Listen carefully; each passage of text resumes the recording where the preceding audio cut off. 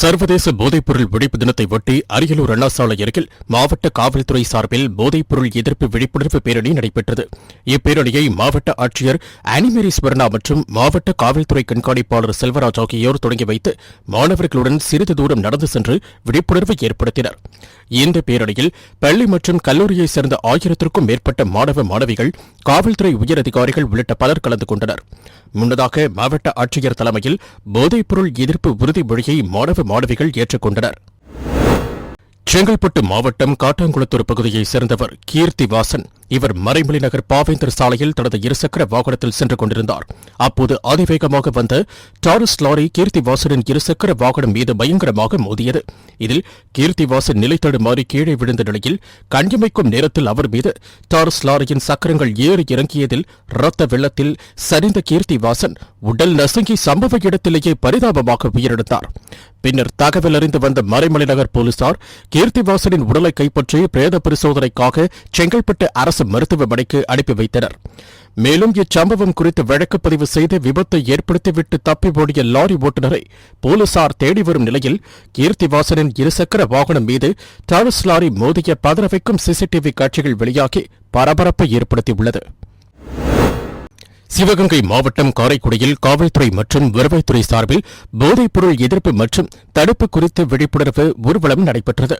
Karaikudi DSP Prakash தலைமையில் நடைபெற்ற இப்பேரணியில் காவல்துறையினர், வருவாய்த்துறையினர் மற்றும் கல்லூரி மாணவ மாணவிகளும் என 200க்கும் மேற்பட்டோர் கலந்து கொண்டனர்.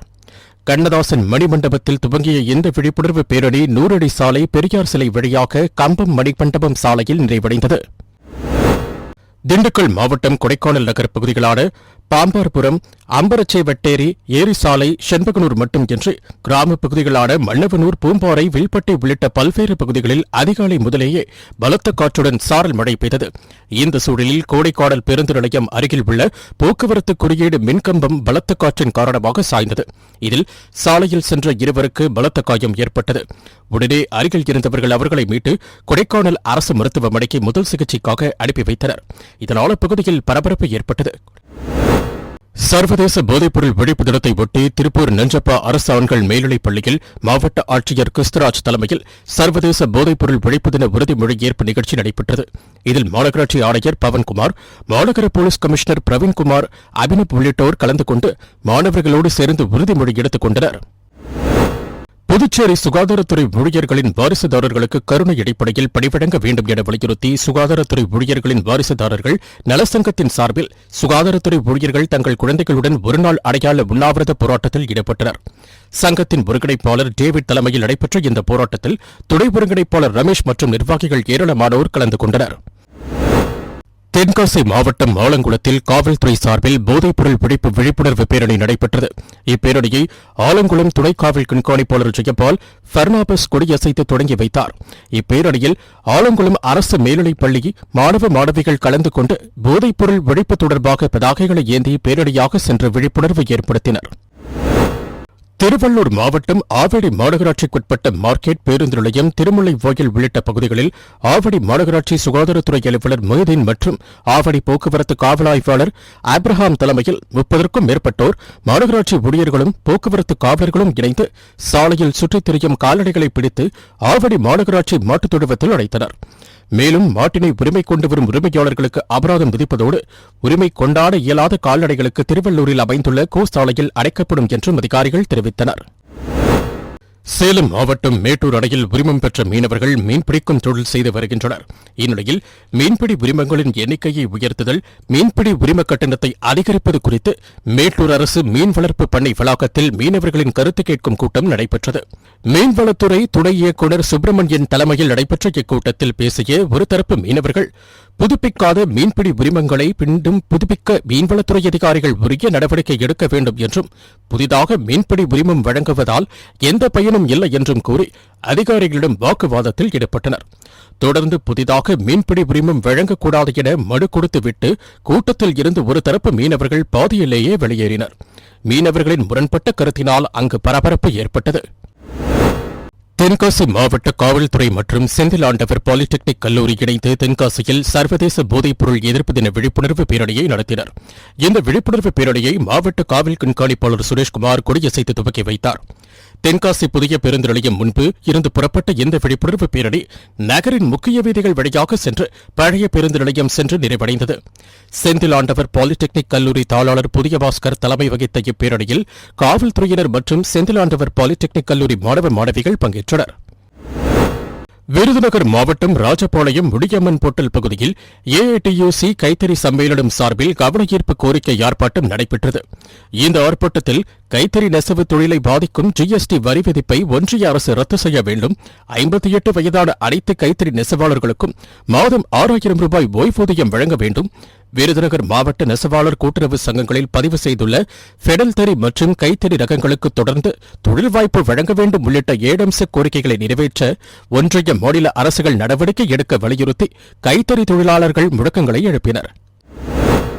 செங்கல்பட்டு மாவட்டம் சித்தாமூர் காவல் நிலையத்தில் தலைமை காவலராக பணியாற்றி வந்தவர் சுரேந்தர்.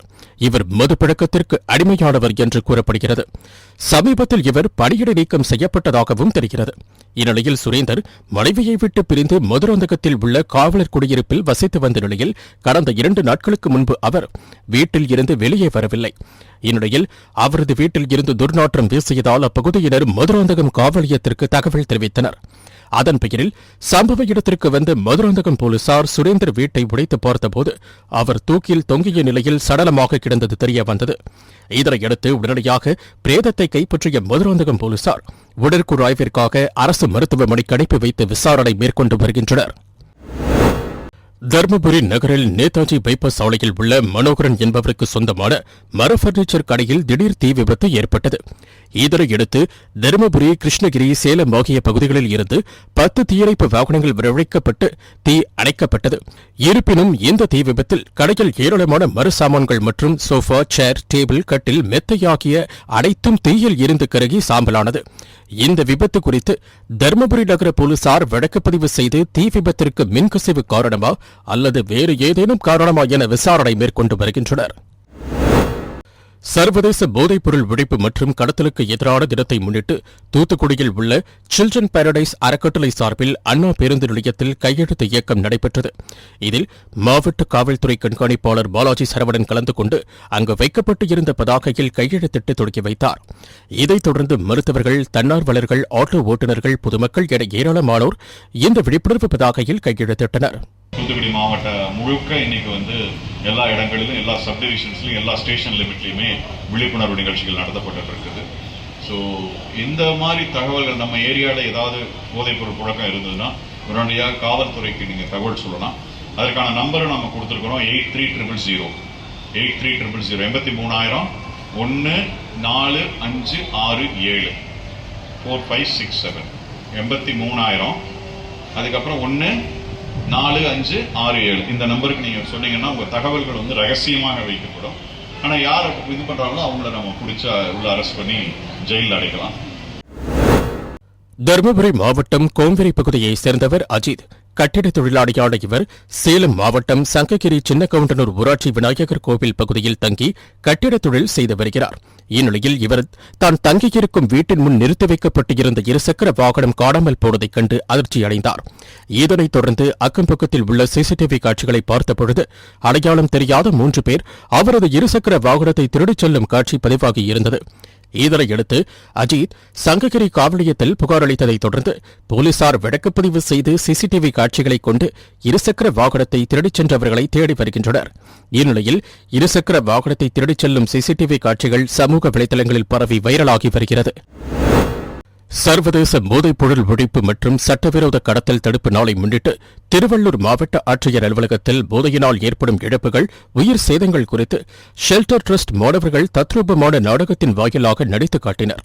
மேலும் போதை ஊசி, மாத்திரைகளால் ஏற்படும் கூடிய விளைவுகள் குறித்து மாணவர்கள் ஓவியமாக வரைந்து விழிப்புணர்வை ஏற்படுத்தினர். இதனைத் தொடர்ந்து மாவட்ட ஆட்சியர் அலுவலகம் தொடங்கி வட்டாட்சியர் அலுவலகம் வரை பேரணி நடைபெற்றது. முன்னதாக மாவட்ட ஆட்சியர் வளாகத்தில் போதை விழிப்புணர்வு உறுதிமொழி எடுத்துக் கொள்ளப்பட்டது. சர்வதேச போதைப்பொருள் விழிப்புணர்வு தினத்தை ஒட்டி திருவாரூர் புதிய ரயில் நிலையத்தில் இருந்து மதுவிலக்குத்துறை சார்பில் மாவட்ட ஆட்சியர் சாருஸ்ரீ தலைமையில் பள்ளி மற்றும் கல்லூரி மாணவ மாணவிகள் போதைப் பழக்கத்திற்கு எதிரான உறுதிமொழியை ஏற்றனர். இதனைத் தொடர்ந்து நடைபெற்ற போதைப்பொருள் ஒழிப்பு விழிப்புணர்வு பேரணியை மாவட்ட ஆட்சியர் சாருஸ்ரீ, மாவட்ட காவல் கண்காணிப்பாளர் ஜெயக்குமார் ஆகியோர் தொடங்கி வைத்தனர். பேரணியில் போதைப் பொருட்களை விற்பவர்கள் காவல்துறையினரால் கைது செய்யப்பட்டு இழுத்துச் செல்லும் தத்ரூப காட்சிகள் இடம்பெற்றது. சிவகங்கை மாவட்டம் காரைக்குடி அருகே உள்ள சாக்கோட்டையில் சாக்கை வீரசேகர உமையாம்பிகை திருக்கோவில் உள்ளது. இக்கோவில் திருவிழாவை ஒட்டி அரசு அனுமதியின்றி மஞ்சுவிரட்டு போட்டி நடைபெற்றது. இதில் சிவகங்கை, புதுக்கோட்டை, மதுரை, ராமநாதபுரம் மற்றும் அருகில் உள்ள மாவட்டங்களைச் சேர்ந்த 100க்கும் மேற்பட்ட காளைகள் அவிழ்த்து விடப்பட்டன. அப்போது திடலில் இருந்து சீறிப்பாய்ந்த காளைகளை பிடிக்க வீரர்கள் பாய்ந்தனர். இதேபோல் காட்டு மாடுகளாக ஆங்காங்கே 300க்கும் மேற்பட்ட மாடுகள் அவிழ்த்து விடப்பட்டது. அப்போது 4 புறமும் சிதறி ஓடிய காளைகள் முட்டியதில் 20க்கும் மேற்பட்டோர் காயமடைந்தனர். ஈரோடு மாவட்டம் அம்மாப்பேட்டை காவல்துறையினர் மற்றும் தடியர் பள்ளி மாணவ மாணவிகள் 100க்கும் மேற்பட்டோர் கலந்து கொண்டு போதைப்பொருள் தடுப்பு குறித்து விழிப்புணர்வு ஏற்படுத்தும் வகையில் பதாகைகள் ஏந்தி போதைப் பொருட்களால் ஏற்படும் தீமைகளை குறித்து கோஷங்கள் எழுப்பி விழிப்புணர்ச்சி ஏற்படுத்தினர். இந்த பேரணியானது அம்மாப்பேட்டை பேரூராட்சி அலுவலகத்தில் இருந்து அம்மாப்பேட்டை காவல் நிலையம், அம்மாப்பேட்டை நாள் ரோடு உள்ளிட்ட பல்வேறு பகுதிகளில் ஊர்வலமாக சென்றது. பின்னர் போதைக்கு அடிமையாக உள்ளவர்களை நல்வழிப்படுத்தியும் தீய பழக்கத்திற்கு செல்பவர்களை மீட்டு நல்வழிப்படுத்த பாடுபடுவோம் என உறுதிமொழியும் ஏற்றுக்கொண்டனர்.